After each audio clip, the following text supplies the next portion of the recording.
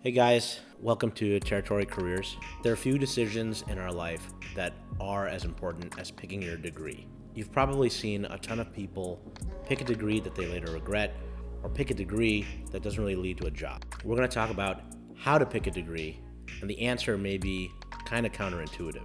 Let's get into it. I'll sum it up this way. To pick a degree, first what you got to do is you have to pick a career or a career path and then work backwards. So once again, that may seem counterintuitive, but what we're really talking about is that career paths, basically they kind of naturally align to certain degrees. So if you want to be an engineer, you go get an engineering degree. That's pretty obvious. But there are some career paths that are not so obvious. For example, if you want to be in the pharma industry as a scientist, you may have to get a PhD in biology. Once again, there's not a one-to-one correlation there in terms of the name or the title of the role. So don't let that throw you off. But the important point there is you can't really pick a degree off of vibes, because you've probably seen a ton of people do that and then wonder 4 years later why they can't get a job. So don't do that. Now, you're going to probably ask, why do the career path first and then come to your degree? The reality is degrees, and especially the way degrees are positioned or even the name of a degree, doesn't always easily lend itself to figure out what career or job you'll get at the end of the 4 years, right? If you're an engineer, you're probably going to have an engineering degree. That's pretty straightforward. But say you're in the pharma industry, you want to be a scientist. We talked about this before. A lot of times those people are going to have a PhD in biology or chemistry. That's not very intuitive, especially if you're just coming out of high school, right? You're wondering, well, if I get a biology degree, why can't I just go be a biologist? Unfortunately, that's not how the economy works in many ways. Now, there are jobs for biologists, but if you're looking for a higher wage, a lot of people have to go the route of getting the PhD. That's not obvious if you're selecting a major, for example. So that's just a quick example, but that's why understanding the career path first is important, because you don't want to get stuck in the wrong kind of degree early on and then not land the best case job that actually fits that degree. So moral of the story is, don't pick careers based on vibes, because vibes may sometimes lead you astray. So that's first. So now let's talk about how do you actually go pick a career path, right? There's a course that we've put together that essentially describes our method, which we think works pretty well.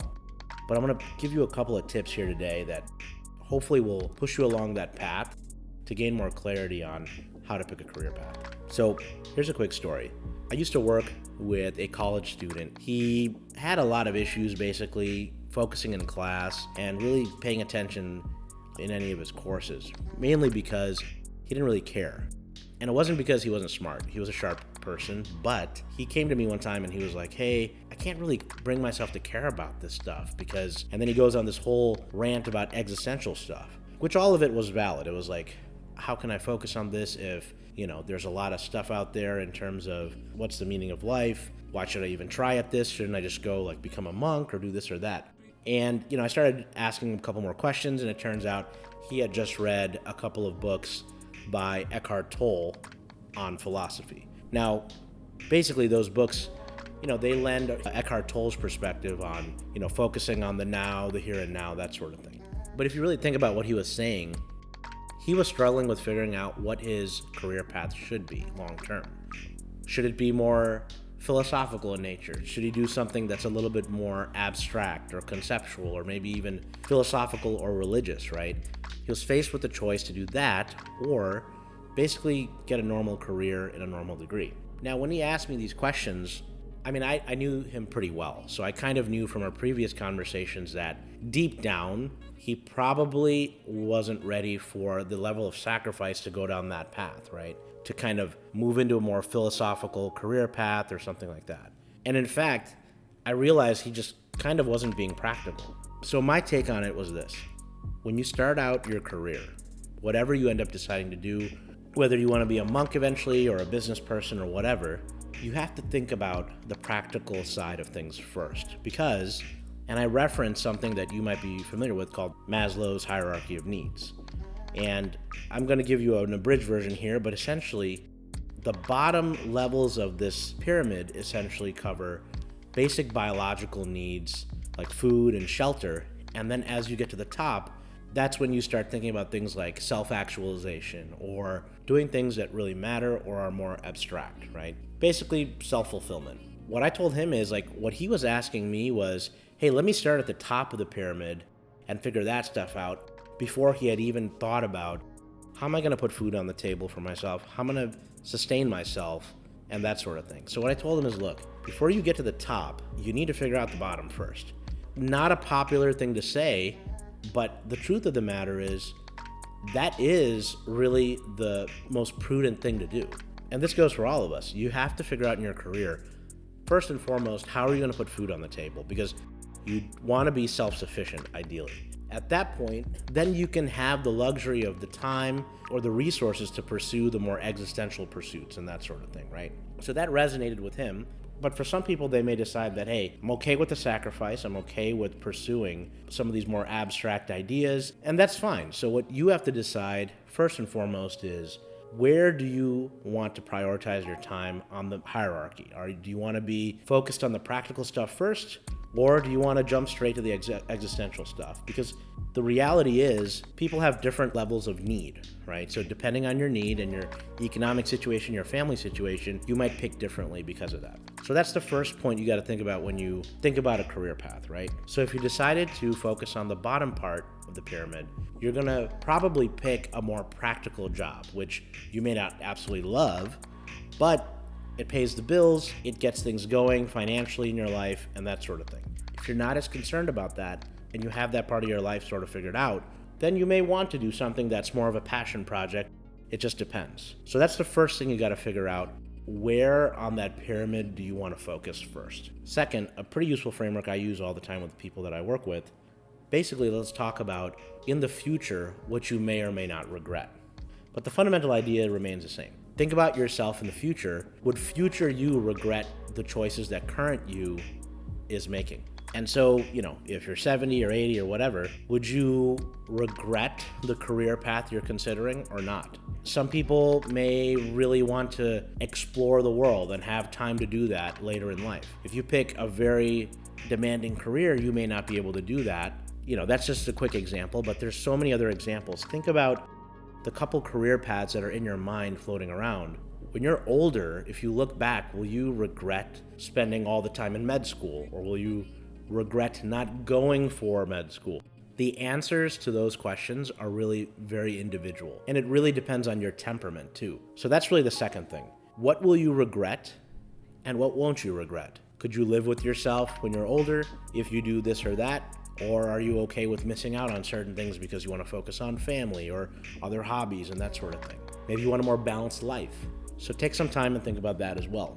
And the third framework we like to use is archetypes. Archetypes are essentially role models that we look up to that can help explain a lot of different phenomena out there. But there's another way to think about archetypes as well, beyond just personality tests. You may not have considered this, but a lot of times in movies or fiction of any sort, you'll have archetypes. Now, some forms of fiction are a little bit less believable than others, but a lot of times if a screenwriter or a general writer is putting together a story, if it's a good story, the characters are believable and they deal with believable problems. So one great way to think about careers is to think about who do you remind yourself of in a movie or in a book, right? And what sort of career do they have? And it seems very random, but it works pretty well. A lot of times even the reason you're interested in a particular career path is maybe because of a movie or a book that you read. I remember for myself, a long time ago when I read Jurassic Park, I was super interested for about a week in becoming a geneticist, but eventually I decided that was too weird. The point is, look at what you've read, what you've watched, and think about other people in fiction that you admire. Are you similar to them? Do you see yourself in them? Do you see them in you? So the more similar you are to those characters, if you're willing to trust the screenwriter a little bit, you may actually want to use it as an input to figure out what sort of careers might be good for you. Now, we've talked a lot about fictional sources for archetypes, but the reality is the more realistic the source, the more value it has to you and your career planning effort, right? And with that in mind, one of the best places to look for real archetypes is in biographies or nonfiction books. A lot of people, for example, who entered med school frequently talk about having read Complications by Atul Gawande, who was a doctor. And he wrote about his time in his rotations and in his practice, essentially. And then you see two other examples here, one around the medical examiner field, and then the other one around finance, called Barbarians at the Gate. Now, I believe Barbarians at the Gate was actually turned into a documentary as well, but it's a little dated. Regardless, you kind of see that there are a lot of sources of information for you to learn about what it's really like in a career path. And so I encourage you, go find these sources. I know nonfiction books can tend to be dry, but they're great sources of information, and just see if you actually relate with the people within the story. And so once you do that, now you have a ton of different inputs to draw on when deciding what inspires you, what career paths are interesting. At the same time, those are movies and books, right? To add a little bit more reality to this, personality tests help you as well. Now, essentially with personality tests, there's a ton out there, but the one that we really like is called the DISC assessment. In that assessment, there's 4 specific categories. Each of those categories correspond to a particular set of positive and negative traits. Now, on this slide, I've kind of altered it a little bit to make it easier to understand these different personality types, but fundamentally, these are the same. The first one, call them like the type A leader, right? They're the ones that essentially are going to take charge. They want to get things done. On the negative, they may, essentially knock some people over on the way to getting things done. But, think about like the Navy SEAL. Think about certain CEOs. Think about other types of people like that. Then you have the nerd. The nerd is super smart. They may know how to do a ton of different things. They're very intelligent. But on the flip side, they may have issues working with others. They may like to be alone. Nothing wrong with that. Next, you have the extrovert. The extrovert is going to be great at talking to people, getting people involved, hearing people out. Now, that's a really important skill because in corporate situations, we have large teams. Now, on the flip side, they may be overly focused on consensus, which sometimes hinders progress in projects. And then finally, you have the astronaut. The astronaut is someone who has big dreams, big plans, and they're willing to go it alone, but sometimes they overlook doing the important things, doing things per the procedure, that sort of thing. So you'll see that each of these types of people, they have their strengths and weaknesses. Now, which one of those speaks to you? It's a good question to ask. And so based on that, you can kind of figure out what sort of career might make sense for you. If you're a type A type person, you may want to be in a leadership role, or you may want to be in sales, something where you feel accomplishment, right? You may be okay being the nerd subtype. Now, the nerd, it's not a negative connotation. Essentially, you may be super intelligent, but you may not be willing to take the risks. You may want to work alone, right? There's a lot of careers that are associated with that personality type. Most obviously becoming a software engineer or other types of engineering as well. And then you have the extrovert. Those people can also be good at sales because they're really good at talking to people, kind of being the life of the party sort of thing. And then finally the astronaut, well, you could become an astronaut if you wanted, but there's a lot of roles like that where, you want to be a skydiver, you want to do these things, not necessarily always thrill-seeking, but maybe you want to be an entrepreneur, maybe you want to do something that's new, right? That's kind of the mode for that person. So at this point, you've got 3 ways to think about your career path.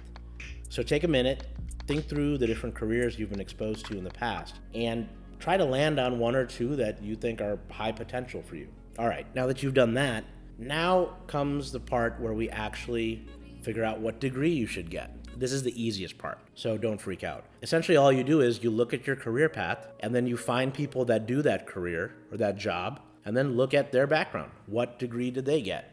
If you want to be, let's say, an astronaut, usually those people have some experience flying aircraft. And they sometimes are engineers, but sometimes they have other degrees as well. Sometimes they want doctors as astronauts. The point is, whatever career path you think is important, if you look and work backwards, you can actually figure out what you need to do to get there, right?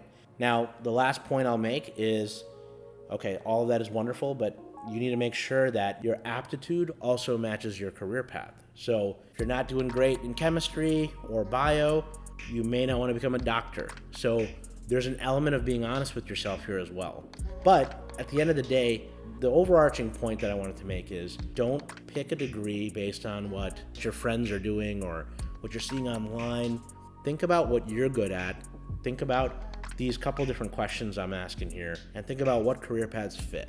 And more specifically, what career paths fit you? That's the most important question. It's not about necessarily what everyone else is doing or the best career of 2025 or those kind of things. It's about what are you good at, what's out in the market, and what the intersection of those two things are.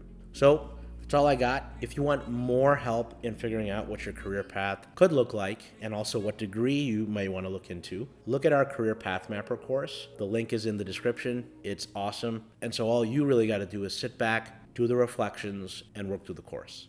All right, good luck, and see you on the next one.